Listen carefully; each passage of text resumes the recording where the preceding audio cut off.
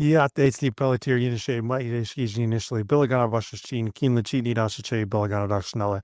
Welcome back to Reswell, where this time we're talking about Marquette guard Cam Jones, Cameron Jones, if you prefer. I'm not gonna lie, this is one of the more frustrating evals for me just because there are a lot of numbers and a lot of different things about Cam that I like, but also there's normally like one or two other things that I'm like, I don't know what to do with this. So we'll get into Cam Jones and all the great things and all the frustrating things that are in the profile as well for me personally as well. So let's start with Cam Jones right about now. So Cam Jones comes from Memphis, Tennessee. In addition to basketball, he also grew up boxing. I thought that was a nice thing to share here. Went to Evangelical Christian School, coached by Willie Jenkins, who I think is an assistant at Lehigh now, if I remember correctly. So, really good coaching staff. Good tidbit to think about with Cam Jones. Anybody out there that talks to him or anybody out there that analyzes him, Cam Jones had to play center in high school. Jenkins forced him to play center so he could figure out how to score against bigger players. This is one of his coaches' things of like, okay, I want to push you to be better. Well, guess what, buddy? You got to play center. And this is like a probably 6', 6'2" kid in high school. We will see if that ended up helping out a lot, but it's a good thing to consider and something in the profile that definitely needs to be analyzed and thrown in there. So let's take a look at Cam Jones, diving into the stats. First and foremost, as always, Cam Jones this past season at Marquette, 19.2 points per game, pulled in 4.5 rebounds per game, 5.9 assists per game, 1.4 steals, 0.3 blocks per game, and just 1.9 turnovers. Real quick, this is a guy, 4-year player in college, never averaged 2 turnovers per game in all 4 years. That's a rare thing. This kid takes care of the ball. Also, another thing to keep in mind, no matter the role you envision for Cam Jones, he is going to take care of the ball. He ain't turning that thing over, man. Shooting splits for Cam Jones this past season, 58.6% from 2-point range, 31.1% from 3-point range, and then 64.8% from the free throw line. All of this translates into a true shooting percentage of 55.1%. Uh, this is the one where, like, when I was thinking of how to break it down, I don't really know how to break it down because, again, I want to tell you the tale. I think part of it is look at some of these advanced numbers, the true shooting percentage 56.3% as a freshman, 58.4% as a sophomore, 61.4% as a junior. It's going, it's going, it's going. And then it's 55.1% as a senior. Part of it is he's the lead guy on this team now. That's going to be part of the profile for me of like what's the difference between giving him all the usage this year. He had a career high 28.9% of usage versus years before where he had a Tyler Kolek and an Oso Iguodaro who were like the lead guys for the team. What's the difference in that? I think that 55.1% kind of tells you something of probably overtaxed dude. And the other thing, look at these assist percentage. I mean, before this year, I don't think anybody really thought of Cam Jones as a passer. 16.6% assist percentage last season was his career high. You go back into the high school tape too, and this is somebody who never really averaged more than like 3-ish assists per game. But oh boy, as a senior, 38.1% assist percentage to just 9.6 turnover rate. Again, the positive, look at the turnover rate, 10.5 was his career high as a freshman. Every year after that, it's under 10% turnover rate. This kid takes care of the ball no matter his role, even if he's the man. Like, yeah, fantastic. The rare 3-to-1 assist to turnover ratio, just a little bit greater than 3-to-1 assist to turnover ratio. 200 total assists to just 63 turnovers. That should be celebrated.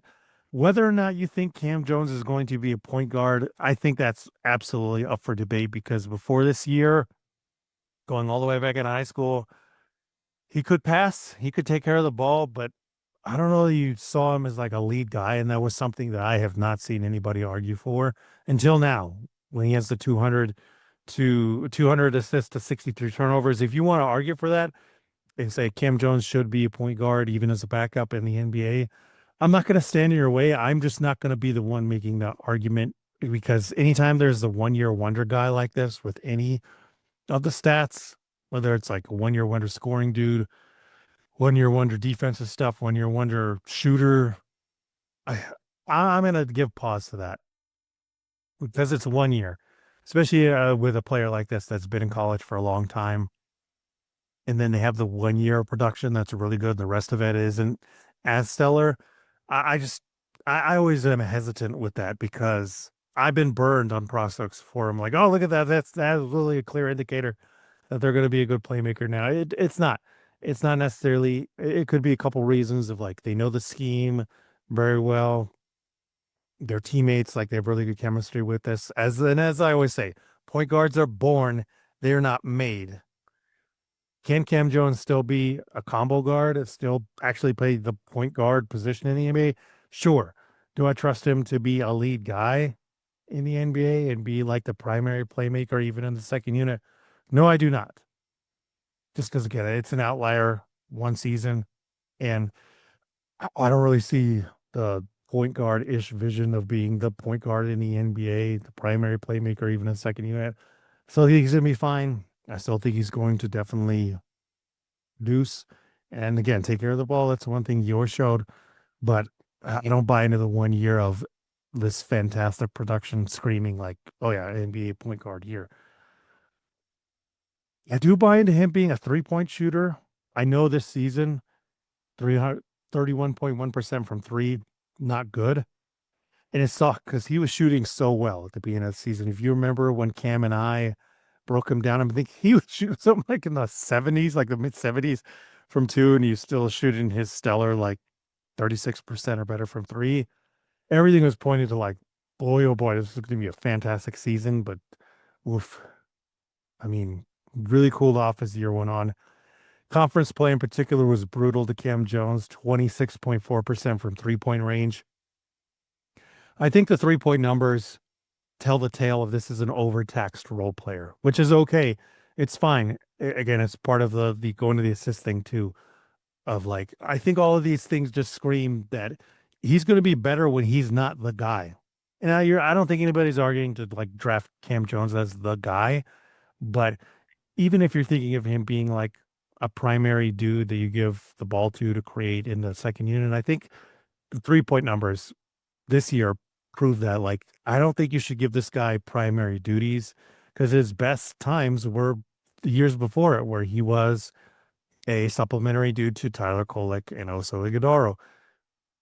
Freshman, 143 threes, 39.2%.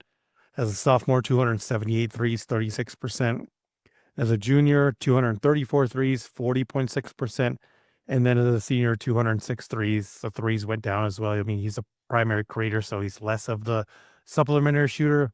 And the other thing, too, is David Joplin is the other guy on this team who is normally like a pretty good 3 point shooter, and his numbers went down and suffered too. So I think that's kind of a thing with this Marquette team is even though they had Joplin and Cam who know how to run the offense, who still get to their spots and run everything really well, they still just weren't primary creators at the level that, and also Iguodala were with the passing and stuff. And like Tyler Kolek was with setting other guys up and getting a David Joplin and getting Cam Jones easy shots. It was so much tougher without those guys. These dudes still put up points and ran the system very well, Joplin and Cam Jones, but they're just not primary dudes. So that is the one thing with the 3 point numbers. I think in the NBA, once you make him more of the supplementary shooter like he was the other 3 years, I think those numbers are going to go back into form, and you're still looking at a guy that can shoot in the high 30s, low 40s from three, because this is the only year where that just wasn't the case. But oh my gosh, this is one of the things I really hate is when you have a guy that is a really good 3 point shooter, but their free throw numbers are just terrible. And I mean, terrible is relative to position. If you're not a center and you're shooting under 70% from three, if you're not a power forward and you're shooting under 70% from the free throw line, excuse me, if you're not a power forward or a center and you're shooting under 70% from the free throw line, it's worrisome. If you're a guard and you're shooting 67.1% across 4 years from the free throw line, I, I got to know what's going on, man. That's the thing that's just driven me bananas about Cam Jones is like, why are you so inconsistent at the free throw line? I mean, just foul this guy, right? That's what it screams. Is like, don't let him shoot the three. Just foul him. Any guard that shoots under 70% from three is a liability. And I think, again, the true shooting percentage this year, 55.1%, that is where it showed up. It's like when he's the man and he's not knocking down threes at a high rate, that's why his true shooting percentage sucks so much, is because, oh, he took less of them now. And guess what? He's not knocking them down even at an average rate. Even in the 36% year, 58.4% true shooting. This is why I'm like, go back to being a supplementary guy. Anybody that's going to draft or talk about Cam Jones, like, it should go back to that. But there's still a lot to like in the overall profile.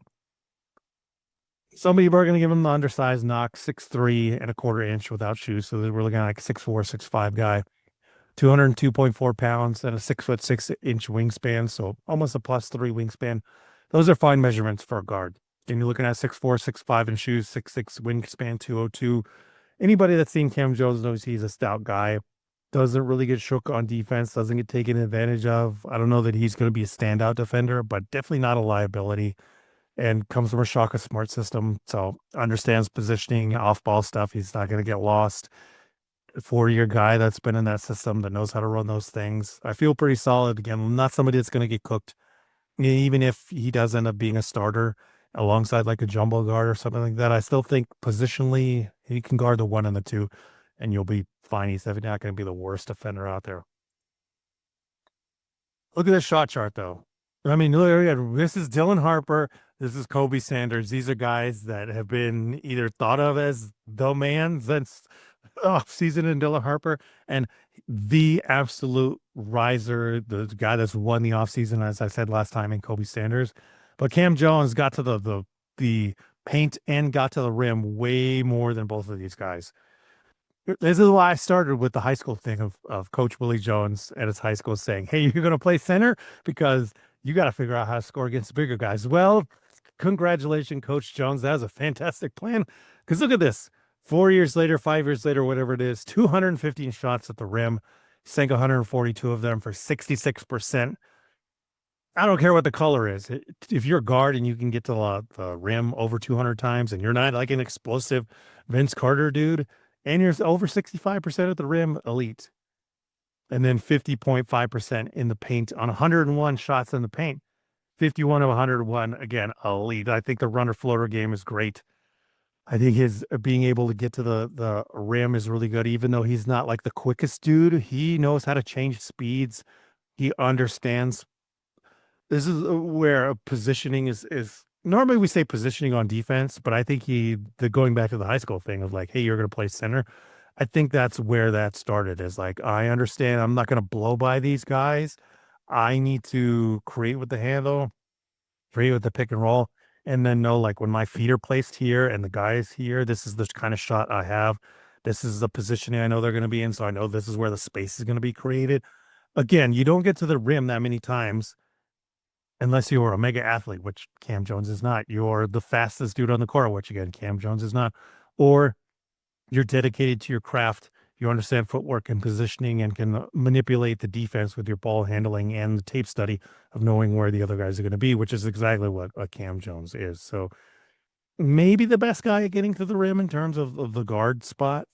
I mean, it's just unbelievable how you can get to the rim and how he is still very efficient there at the rim and getting into the paint and knocking down 50.5% of his shots in the paint. Great, great, great. 9 of 21 from the corners. This year wasn't really a corner 3-point shooter because he has to be the man at Marquette. But in years past, just go look at his corner 3-point numbers. If you want to shift him back to that role, going to be totally fine again. Somebody that was over 36% all 3 other seasons, over 39%, 2 of those 3 seasons. If you doubt Cam Jones is a 3-point shooter, like, just don't draft him. I don't know what to tell you. This year, the above the break threes were tough. Again, shifted to being the guy alongside David Joplin. Doesn't have Tyler Kolek to get him easy shots. Doesn't have also Gadar to give him easy shots. So that 30.7% on 176 threes. The positive side is it was still able to shoot 176 threes. Like if you're a bad shooter, you can't get off shots no matter what. And if you're a bad shooter, you stop shooting threes. Cam Jones still has confidence in his shot, as do I, as should anybody that's looking into him. Break it down more into medium zones.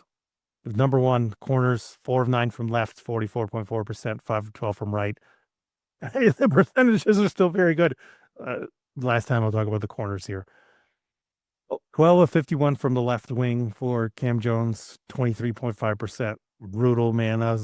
That shot alone from the left wing probably killed his 3-point percentage. I mean, if it was even like 30%, he's probably like 35, 34% from the overall year. And we're not having this conversation about like, well, maybe he's an overtaxed role player. Yeah, that spot was just rough, man. He just couldn't get anything off, get anything going from the left wing. Top of the key, 20 of 56, 35.7%. Again, okay. And then 22 of 69 from the right wing. Not as bad as from left wing, but still under what you want, 31.9%. The only thing I'll say about this shot chart, as I've said so much already, overtaxed. Like this is a guy, another grenade catcher all year, man, catching all those grenades at the end of the shot clock. Guy that's shooting with hands in his face all the time and still trying to be the top playmaker, the top 3-point shooter, the top scorer, all that stuff for Marquette. So you got to buy into the rest of the production and just know, like, okay, as the man, he struggled to work his game and didn't have as much easy shots when he had two of the best playmakers in college basketball the previous 2 years, and also Iguodala and Tyler Kolek feeding him easy shots. In the NBA, guess what? If you get on a team where you have fantastic playmakers, you get to the Hawks, you get to the Spurs, you get to insert random, even like on the Wizards with like Bob Carrington and Bilal Coulibaly and even Keyshawn there getting, assists. I feel perfectly fine. Cam Jones isn't going to be shooting these terrible percentages from three because he's going to have NBA level playmakers and he knows his spots and he knows where to get to here. Another thing that makes me think this guy ain't a point guard, no mid-range game, 9 of 30. As we laid out with Kobe last time, like you saw, we talked so much about the progression, and if you look at the film, you saw it go down. You see him being able to have a post game and all these other things. Cam ain't that, man. No mid-range game, nothing there. 30 shots. That's such a tiny amount of his offense. Only 19 from left baseline, which is the one he took the most. That was probably like the oh no, I can't shoot a three. This is my grenade shot here, and it didn't work out.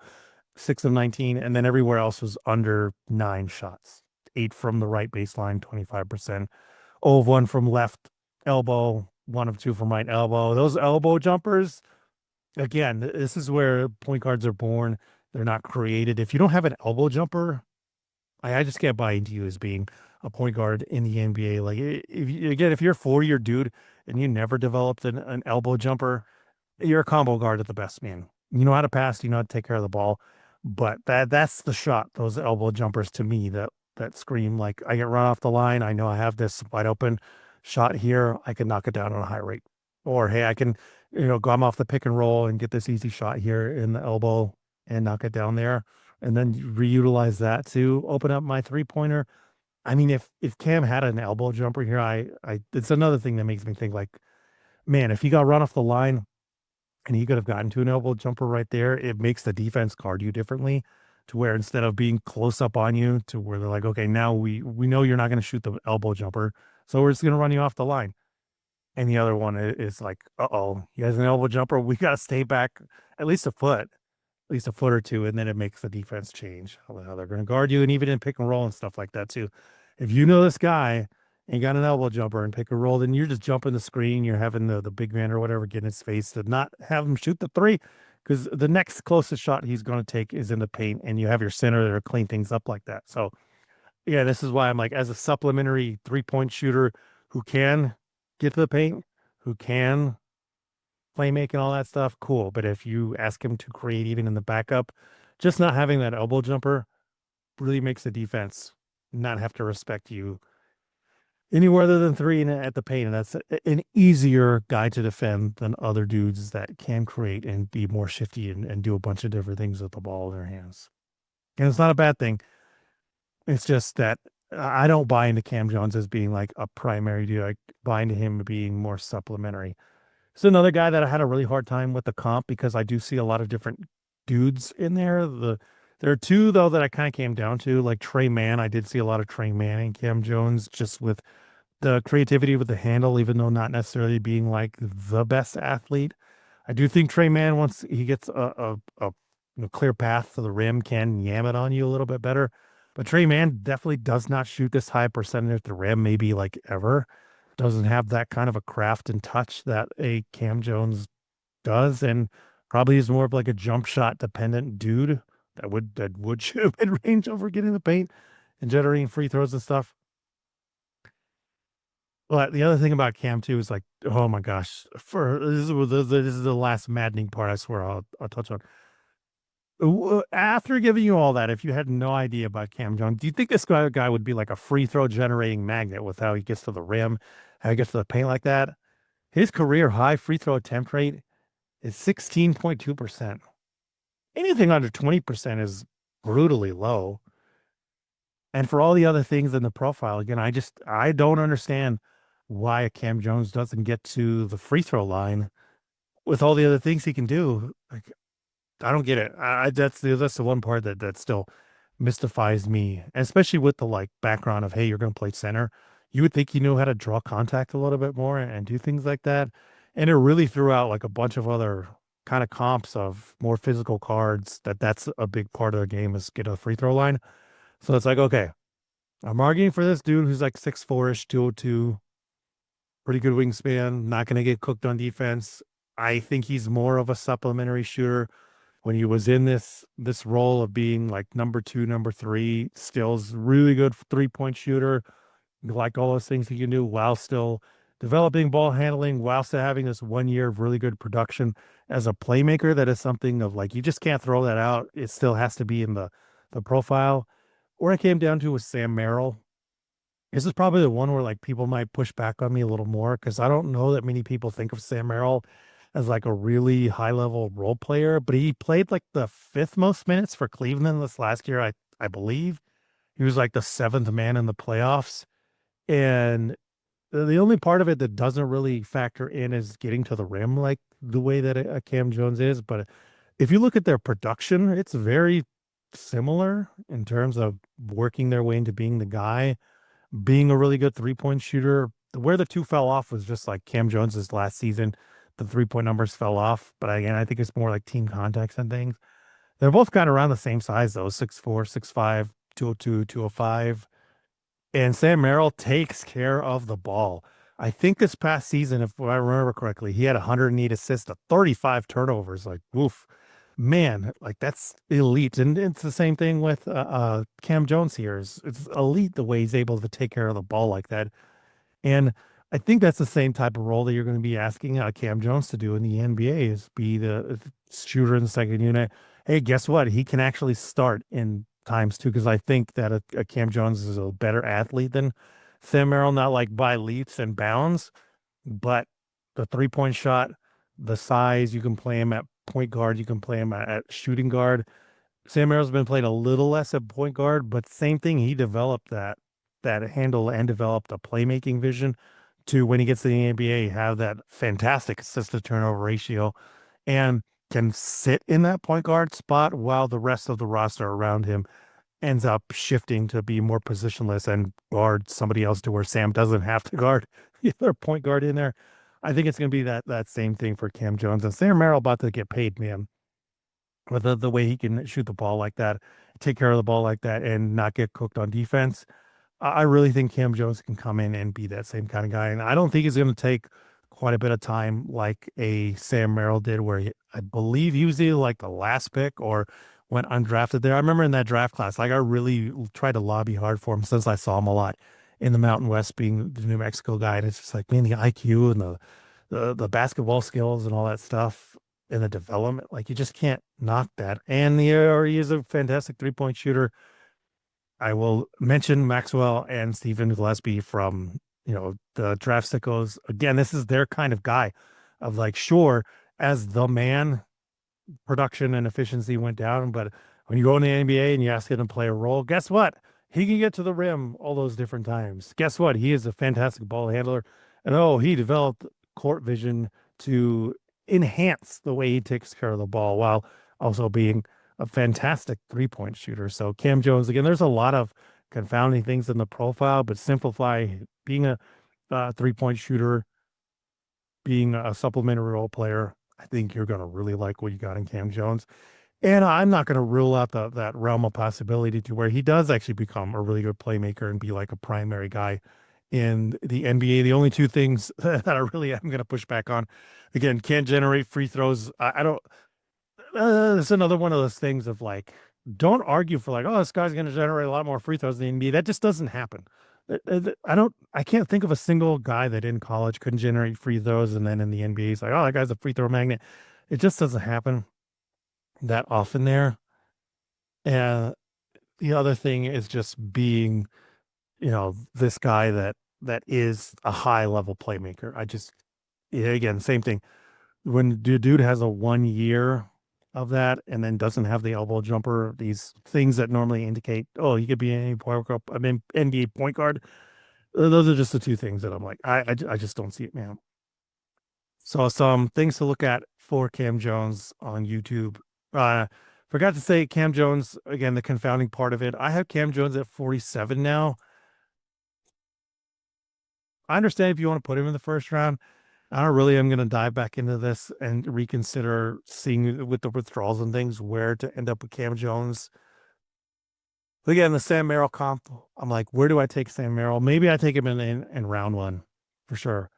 But there's just a lot of other guys that I feel. And Kobe Sanders is a good example of this. Of even if you're like, yeah, I don't know that he can get to the rim, like, I don't know that I want to keep him at point guard. He still has so many other things because of the size, because of the development, and the ability to do things as a point guard in the mid range and stuff. That it's like, yeah, I would take that guy definitely over at Cam Jones, if for nothing else, because of the size, which I think is going to be another thing, and definitely a thing for me that knocks Cam Jones down. You got to show like elite level defense or elite level shooting or something when you're that size. Maybe Cam Jones does with the shooting, but 47 is just where I have him for right now. So YouTube things to look at: Cam Jones 2025 pre-draft workout and interview from Draft Express. I mean, Draft Express guys working for ESPN, all that stuff. They're the OGs of draft Twitter, of online draft stuff. Definitely go check out that pre-draft workout interview from Draft Express. Harder Hoop Central NBA Draft Green Room, 3 hours, 47 minutes, 51 seconds of film on Cam Jones. Go check all of that out. College basketball scouting, a lot shorter, little highlight video, 7 minutes, 35 seconds on him there.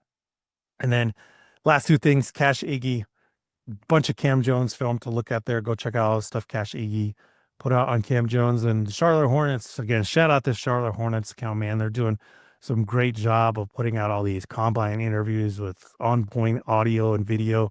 Go check out the 2025 combine interview with Cam Jones there, me availability. So let me know if you like Cam Jones, if you want to push him into round one and make him in that territory. Again, all the back and forth of the stat stuff, the size, and me not buying into him as a lead guard, push him down the board, but definitely reconsider. I would love to hear other opinions that push back on mine. Yeah, thank you so much for listening to us. We will catch you next time. We're going to